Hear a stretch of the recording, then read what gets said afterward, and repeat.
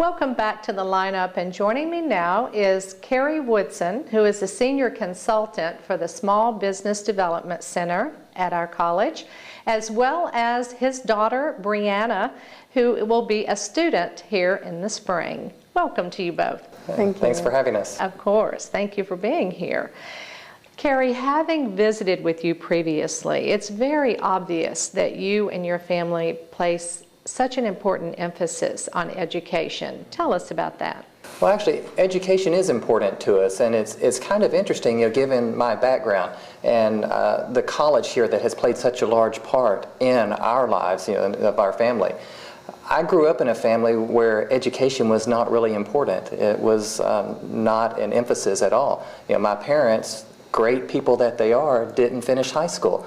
And so when I finished, there was no expectation to further my education. It was like, okay, you're done, go to work.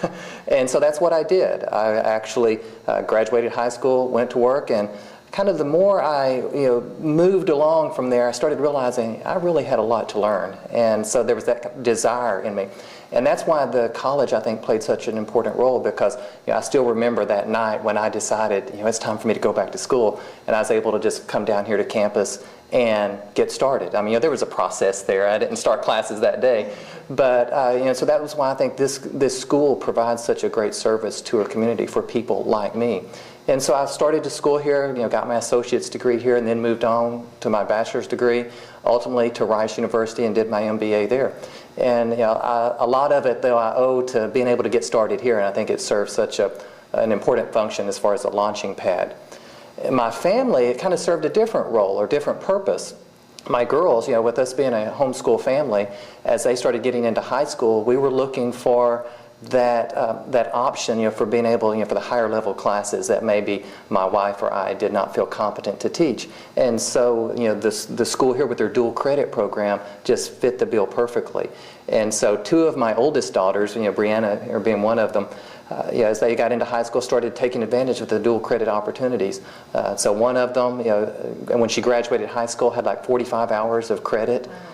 For when she was able to then go off to college. The other one, Brianna here, was able to do like 25 hours of dual credit. So it has played a large role in our family's lives, and I think that education is an important part of it. Now you work with the Small Business Development Center. Tell us what your title, I mentioned it earlier, Senior Consultant. What does that mean, and where are you located? Give us all those details. Okay, well, I am a Senior Consultant with the Small Business Development Center, what we call the SBDC for short.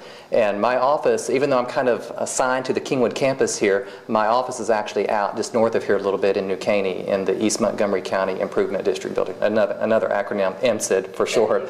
And so that's where my office is. And as far as the SBDC, what we do is that it's a kind of a cooperative effort between the Small Business Administration, the U.S. government, and the college system. So they kind of provide our funding, and we provide consulting services to, whether it be people that want to start a business, they have this great idea and they don't know what are the first steps. How do I get started? What do I need to do?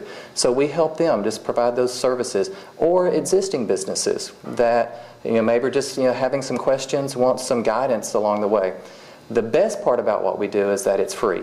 It's kind of like truly your tax dollars at work and being able to come back to a service for you. So we help people in the business and the entrepreneurial ventures get started, decide what's best for them, evaluate their ideas, help them create a business plan, maybe put them in contact with possible financing sources, and just bring them along in that process. I know you mentioned earlier that you've owned previous businesses, but you didn't stay with those businesses. You actually now work somewhat teaching people how to operate a business. So well, fortunately, I didn't have to make that choice. It didn't have to be an either or. I do still own a business, one that I've had for like 20 years. And so I kind of want to maybe dispel the myth of those who can do and those who can't teach. I think just like as evidenced by a lot of people here on campus, you have some very competent people who choose to teach.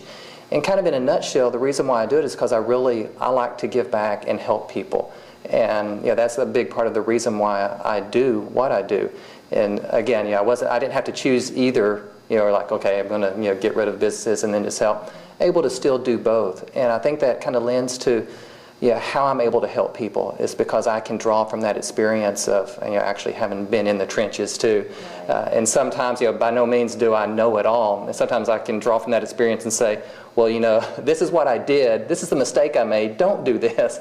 And so I can help people maybe avoid some of the mistakes that I made along the way and continue to make occasionally too. So.